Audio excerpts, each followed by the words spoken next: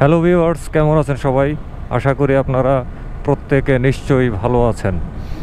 তো ভিডিওর টাইটেল এবং থাম্বনেলে আপনারা যে কথাটা দেখছেন, এইটা দেখা নিশ্চয়ই আপনাদের মধ্যে কিউরিসিটি জন্ম নিয়েছে।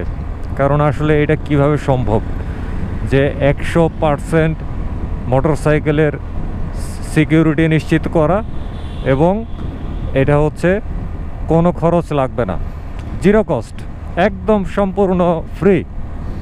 তো এটা আসলে কিভাবে সম্ভব? হ্যাঁ, এটা আসলেই সম্ভব, এবং এটা কিভাবে সম্ভব সেটাই কিন্তু এই ভিডিওতে আমি দেখাবো। তো ভিডিওটা টানাটানি করবেন না, পুরোটা দেখবেন এবং এটা ভালোভাবে মাথার মধ্যে ঢোকানোর চেষ্টা করবেন এবং নিজের সঙ্গে বোঝার চেষ্টা করবেন আদৌ এটাকে আপনারা শক্তিশালী একটা সিকিউরিটির মাধ্যম হিসেবে বিবেচনা করেন কিনা। যদি করেন তাহলে তো সারাই গেল, আর যদি না করেন তাহলে কেন করছেন না সেইটা আমাকে কমেন্টে জানানোর চেষ্টা করবেন। আহা, বিকালের ঢাকা কত আরাম ছায়ার মধ্যে। তো মোটরসাইকেলের সিকিউরিটি নিয়ে কিন্তু আসলে অনেক ধরনের যুক্তি তর্ক প্রচলিত আছে। তালা ব্যবহার করো, জিপিএস ট্র্যাকার, তারপরে সিকিউরিটি অ্যালার্ম। তালার মধ্যে আবার বহু ধরনের জাতপদ আছে, বহু দামের আছে। তো আসলে আমি যেগুলো দেখাবো এগুলোর মধ্যে আসলে এই ধরনের কোনো কিছুই কিন্তু নাই, একদম জিরো।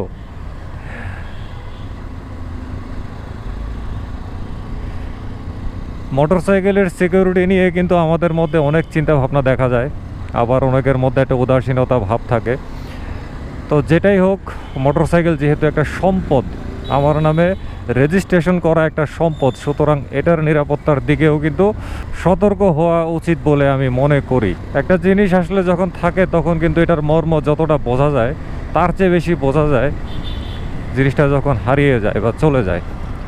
তো এরকম ঘটনা নিশ্চয়ই অনেকের জীবনে আছে, আর মোটরসাইকেল নিয়ে নিশ্চয়ই আছে এরকম ঘটনা অনেকের জীবনে, যে তার সুযোগ ছিল ভালো একটা তালা নেয়ার, ভালো একটা সিকিউরিটি সিস্টেম দেওয়ার, কিন্তু সংশ্লিষ্ট ব্যক্তি সেটা দেন নাই, অবহেলায় ফেলে রাখছে। আর এই সুযোগে চোর বাবাজি তার শখের মোটরসাইকেলটি নিয়ে গেছেন। শীত চলে আসতেছে আসতেছে একটা অবস্থা, এই তো আর কয়টা দিন, এরপরে শীত একদম জেঁকে ধরবে সারা দেশের মানুষকে। একটা জায়গা খুঁজতেছি কোথায় দাঁড়িয়ে একটু নীরবে কথাবার্তা বলা যায়। ঢাকায় তো আসলে, ঢাকা শহরের ভেতরে এরকম জায়গা পাওয়া তো আসলে খুবই মুশকিল, সুতরাং এ ধরনের ভিডিও বানানোটাও অনেক ঝামেলার ব্যাপার। আচ্ছা ঠিক আছে, সামনে একটা জায়গা কোনো রকমে ব্যবস্থা হয়তো বা করে ফেলবো। এই যে এখন চলে যাব ডান দিকে, এই রাস্তাটা একটু নীরব থাকে, কোয়ার্টারের ভেতরের রাস্তা।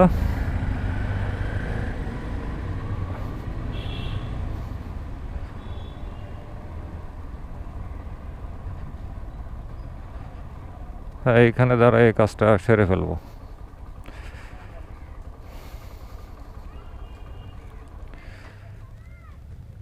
ওকে, হ্যাঁ যেটা বলতেছিলাম, হ্যাঁ এবারে একদমই দেখাই ফেলবো যে আসলে ওই সিস্টেমগুলো কি, যেটা ফলো করলে মোটরসাইকেলের নিরাপত্তা একদম 100% গ্যারান্টি সহকারে নিশ্চিত হবে। তো প্রত্যেকটা মোটরসাইকেলে কিন্তু স্পার্ক প্লাগ থাকে। তো আমার হচ্ছে বাজাজের যে ডিটিএসআই ইঞ্জিন সেটা, তো আমার এটার মধ্যে স্পার্ক প্লাগ হচ্ছে কিন্তু দুইটা, কোনোটার মধ্যে আছে তিনটা, যেমন বেনেলি 165S, ওইটার মধ্যে হচ্ছে তিনটা স্পার্ক প্লাগ, আবার কোনোটার মধ্যে আছে একটা। তো যাই হোক, তো আমরা যদি মোটরসাইকেলটা পার্কিং করার পরে এই যে স্পার্ক প্লাগের সংযোগটাকে এভাবে বিচ্ছিন্ন করে রেখে দিই, এই যে জাস্ট এভাবে বিচ্ছিন্ন করে এই যে এভাবে রেখে দিলাম, এভাবে রেখে দিই, তাহলে কিন্তু যত চেষ্টাই করা হোক না কেন চোর বাবাজি স্টার্ট নিতে পারবে না। তো ডিটিএসআই ইঞ্জিনে তো স্পার্ক প্লাগ থাকে হচ্ছে দুইটা, তো সুতরাং দুইটা প্লাগের সংযোগ কিন্তু এইভাবে বিচ্ছিন্ন করতে হবে। তাহলে একটা ব্যাপার পরিষ্কার করে দিলাম যে স্পার্ক প্লাগের সংযোগটা বিচ্ছিন্ন করা। আরেকটা ব্যাপার হচ্ছে, এটা করতে হলে আমার সিটটাকে খুলতে হবে। সিট খুলে দিলাম। ইস, ধুলায় একেবারে পুরা খারাপ হয়ে আছে অবস্থা। এই সিটটা খোলার পরের কাজটা হলো এই যে, আমার এটা তো হচ্ছে ফুয়েল সাপ্লাই সিস্টেম কার্বোরেটর, সুতরাং আমার এটার মধ্যে থাকে হচ্ছে কিন্তু সিডিআই। তো এটা হচ্ছে আমার সিডিআইটা। এই সিডিআইয়ের যে সংযোগটা, ব্যাস খোলা হয়ে গেল। এটারে খুলে একেবারে এখন পকেটে নেওয়া হোক বা ব্যাগে নেওয়া হোক, যেখানে নেওয়া হোক, এটা আপনার সাথে নিয়ে যাবেন।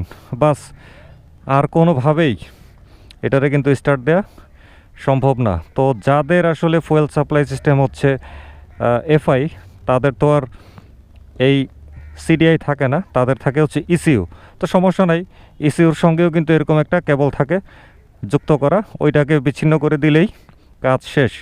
তাছাড়া যদি মনে চায় এইভাবে পকেটে ক্যারি করে নেবেন, আর পরে আসার পরে জাস্ট সংযোগটা এইভাবে দিয়ে দিলেই কাজ কিন্তু হয়ে গেল। এখন বলেন এই পদ্ধতিগুলো কেমন লাগছে আপনাদের কাছে? তো একটা ব্যাপার হইল কি, এই যে আমি যেই দুইটা পদ্ধতি দেখাইলাম, এই দুইটা পদ্ধতি প্রয়োগ করতে প্রথম একটু কষ্ট লাগতে পারে। যে স্পার্ক প্লাগের তার ছোটাবো, আবার সিডিআইয়ের বা ইসিউর লাইন এভাবে ছোটাবো, বা ইসিউটাকে বা সিডিআইটাকে পকেটে নিয়ে যাব। আমি মনে করি না এটা আসলে কোনো কষ্টের কাজ। এটা জাস্ট মন থেকে একটু চাইতে হবে। আর এরকম যে আমাকে রেগুলার করতে হবে, বিষয়টা তো তা না। এটা কোন ক্ষেত্রে প্রযোজ্য আমি মনে করি, যখন লম্বা সময়ের জন্য মোটরসাইকেলটিকে পার্কিং করে কোথাও যাবেন, তখন এই পদ্ধতিটা যদি প্রয়োগ করেন, আমার মনে হয় মানসিকভাবে আপনি অনেক আত্মবিশ্বাসী থাকবেন। আমি নিজেও কিন্তু এই পদ্ধতিগুলো প্রয়োগ করি। শুধুমাত্র ওই স্পার্ক প্লাগের সংযোগ বিচ্ছিন্ন করে কেউ যদি মোটরসাইকেলের নিরাপত্তাকে বাড়াতে চান, তাহলে একটা জিনিস একটু মাথায় রাখবেন, আপনি যখন স্পার্ক প্লাগের সংযোগটা বিচ্ছিন্ন করছেন, তখন আশপাশ থেকে কেউ যেন এটাকে না দেখে। একটু কৌশলী হয়ে, কারো চোখে যেন না পড়ে, এমনভাবে স্পার্ক প্লাগের সংযোগটিকে বিচ্ছিন্ন করে রাখবেন। চোর কিন্তু তাৎক্ষণিকভাবে আইসা কোনোভাবেই বুঝতে পারবে না যে আপনি আপনার মোটরসাইকেলের স্পার্ক প্লাগের সংযোগটাকে বিচ্ছিন্ন করে রাখছেন। আর যদি সিডিআই থেকে বা ইসিইউ থেকে সংযোগটাকে বিচ্ছিন্ন করে রাখেন, তাহলেও কিন্তু চোর তাৎক্ষণিকভাবে আইসা কোনোভাবেই বুঝতে পারবে না যে আপনি সিটের নিচে এই কাজ করে রাখছেন। তাছাড়া সংযোগটা বিচ্ছিন্ন করার পরে তো সিট তো লাগানো থাকে, তাই না? তো চোরের কি আর এত সময় আছে যে কোথায় আইসা কি হইলো না হইলো এগুলোর ঘুইটা গাইটা বাইর কইরা সিট খুইলা? হ্যাঁ, চোরের কিন্তু এত সময় নাই। আর মনে করেন চোরের হাতে এত সময় আছে, এখন আপনি যদি সিডিআইটা বা ইসিইউটা খুলে পকেটে করে নিয়ে যান, চোর যদি খুইলা দেখে আরে এটার তো সিডিআই নাই বা ইসিইউ নাই, চোর তো তখন বুঝতেই পারেন চোর উল্টা চুরি হয়ে যাবে। শেষ মুহূর্তে একটা কথা থেকেই যায়, এত কিছুর পরেও কিন্তু মোটরসাইকেল নিরাপদ না।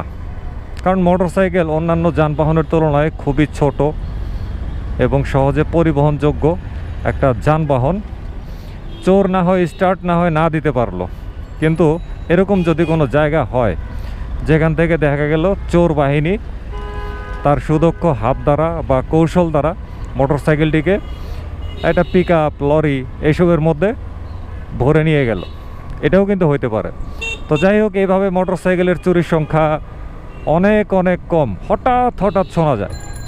বেশিরভাগই করে কি, এসে এই যে এদিকে ইগনিশনের লাইনটাকে বাইপাস করে চট করে স্টার্ট দিয়ে তারপরে নিয়ে যায়, মানে স্টার্ট দিতে হয় তাকে। তো এখন চোর যদি স্টার্ট না দিতে পারে, সমস্যাটা কিন্তু সেখানেই লেগে যাবে, চোরের কপালটা কিন্তু খারাপ হয়ে যাবে। তো আমি যে দুইটা পদ্ধতি এখন দেখাইছি, চোরের ভাগ্য খারাপ করার জন্য আমার মনে হয় এটা হচ্ছে সবচাইতে বেস্ট একটা পদ্ধতি। তো এভাবে নিজের ভাগ্য এবং নিজের মোটরসাইকেলের ভাগ্যকে পজিটিভ করুন, আর চোরের ভাগ্যকে তীব্রভাবে নেগেটিভ করুন। তো সবাই ভালো থাকবেন, সুস্থ থাকবেন। নিরাপদে থাকবেন, নিরাপদে মোটরসাইকেল চালাবেন, ট্রাফিক আইন মেনে চলবেন এবং মোটরসাইকেল চালানোর সময় অবশ্যই ফুল ফেস সার্টিফাইড হেলমেট ব্যবহার করবেন। খোদা হাফেজ।